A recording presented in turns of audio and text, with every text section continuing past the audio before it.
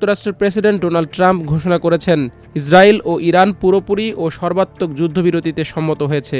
নিজেদের মালিকানাধীন সামাজিক যোগাযোগ মাধ্যম ট্রুথ সোশ্যালে তিনি এই ঘোষণা দেন। ট্রাম্প বলেছেন, আগামী প্রায় 6 ঘন্টার মধ্যে এই যুদ্ধবিরতি কার্যকর হবে, যখন উভয় দেশ তাদের চলমান সামরিক অভিযান ধীরে ধীরে গুটিয়ে নেবে। এই যুদ্ধকে 12 দিনের যুদ্ধ বলে নাম দিয়েছেন ডোনাল্ড ট্রাম্প। ট্রাম্পের ঘোষণায় ধীরে ধীরে উভয় দেশের বৈরিতার অবসানের কথাও বলা হয়েছে। তবে তিনি বলেছেন, 24 ঘন্টা পূর্ণ হলে এই যুদ্ধ আনুষ্ঠানিকভাবে শেষ বলে বিবেচিত হবে। ওই ঘোষণায় ট্রাম্প উল্লেখ করেন, এটি এমন একটি যুদ্ধ ছিল যা বছরের পর বছর ধরে চলতে পারত এবং গোটা মধ্যপ্রাচ্যকে ধ্বংস করে দিতে পারত, কিন্তু তা হয়নি এবং আর কখনো হবে না।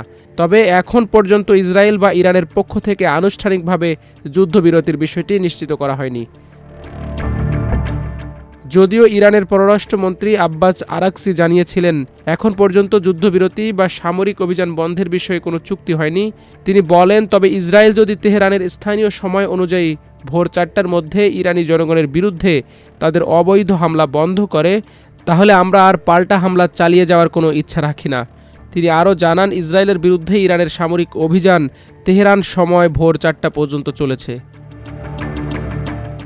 ইরান ক্ষেপণাস্ত্র ছুড়েছে বলে জানিয়েছে ইসরায়েলের প্রতিরক্ষা বাহিনী আইডিএফ।